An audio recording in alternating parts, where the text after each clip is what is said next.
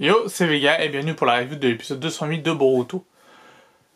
Momoshiki qui prend possession de Boruto, c'est une dinguerie. C'était énorme. Donc le Kama a dégelé un peu, pas complètement, mais a dégelé un petit peu. Du coup, Momoshiki a pu prendre possession de Boruto, a laminé Bolo. À un moment, il lui manquait un peu de chakra, il en a pris un Naruto pour pouvoir laminer plus facilement Bolo. Voilà. En gros, pour la partie Momoshiki Boruto. Et Momoshiki dit à Boruto que ce n'est pas aujourd'hui qu'il sera dépossédé de tout. Voilà, oui, c'est vrai, parce que Momoshiki avait dit à Boruto que, et plus tard, il perdra tout ce qu'il aime, entre guillemets. Il est voué à perdre tout ce qu'il aime. Ensuite, du coup, tout le monde est à l'hôpital. Boruto, Naruto, etc.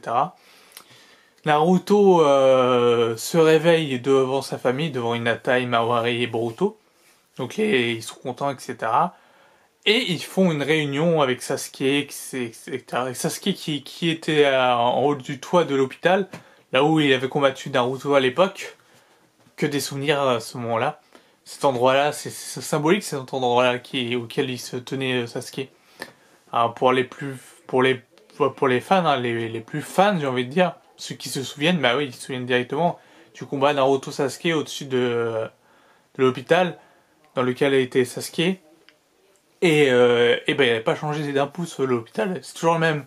Je veux dire, ils ont fait des bons de technologie de dingue, mais ils n'ont pas amélioré l'hôpital. C'est toujours un hôpital style ninja, ancien ninja, dans l'ancien Konoha, comme dans l'ancien Konoha.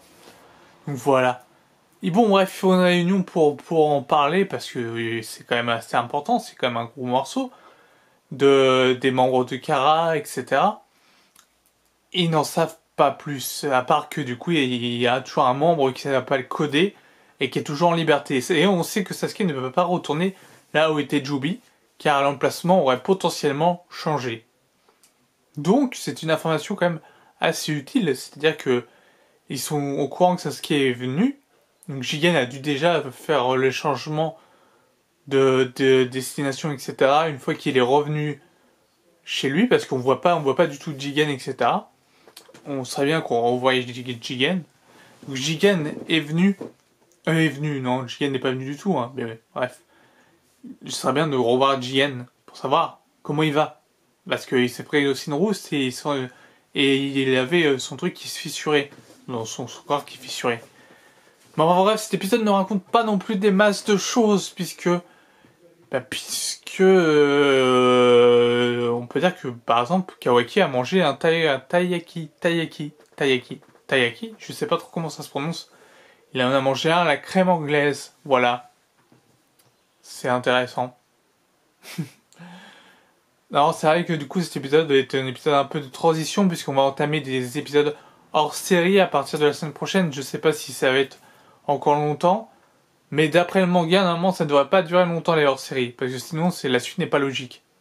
La suite ne sera pas logique si on a trop de hors-séries d'un coup, par rapport à ce qui se passe dans le manga.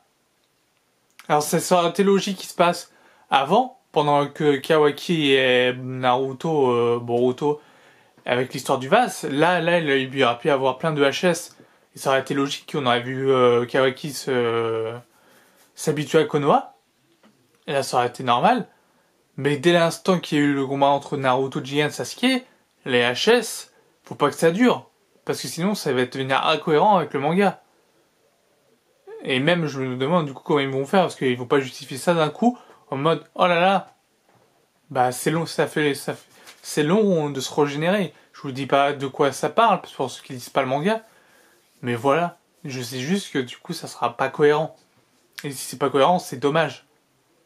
Ça serait dommage du coup de pas être cohérent avec le manga. Alors que dire de plus sur cet épisode, que Shikamaru est toujours aussi méfiant envers Kawaki. Kawaki devient de plus en plus docile, de plus en plus gentil. Il accepte même les antalgiques de Sumire, qui est du coup la déléguée en titre des autres genin de Konoha. Il l'appelle toujours déléguée alors qu'elle est plus dans leur classe, mais c'est une marque d'affection. Enfin, vous comprenez. C'est une marque d'affection tout simplement. Enfin voilà, C'était un épisode sympa. Sympa, j'ai pas vu le temps passer quand je l'ai regardé. Mais racontez pas non plus des trucs de fou, etc. Ça fait plaisir de voir Sasuke qui était un peu choqué que Salada utilise les mille oiseaux, les Chidori. Et aussi qu'ils expliquent comment Otsutsuki est parvenu à venir en Boruto. Que le réceptacle que du coup est Boruto est peut-être un réceptacle du coup de quand un Otsutsuki meurt, il pourra se réincarner en la personne à qui il a posé le Kama. Et on sait du coup que l'œil qu'il a, l'œil blanc, c'est un Byakugan. Voilà, ça c'est les trucs qu'on sait, l'épisode, des trucs informatifs de l'épisode qu'on peut savoir en plus. Mais sinon, à part ça, je n'ai pas grand chose à dire sur cet épisode-là. Il était bon, il était très bon. Mais voilà, dommage que ça s'est pas un peu éternisé, la possession de Momoshiki, parce qu'on aurait aimé en voir plus. Enfin, personnellement, j'aurais aimé en voir plus. Voilà. Sur ce, écoutez, portez-vous bien, je vous dis à la semaine prochaine pour le prochain épisode de Boruto, du coup le 209, avec Kawaki et des loups. Il me semble que c'est des loups et pas des chiens. J'ai un doute à mettre des réserves sur ce que je lui ai dit. Donc voilà, sur ce, portez-vous bien, je vous dis à une prochaine. Ciao, ciao, ciao.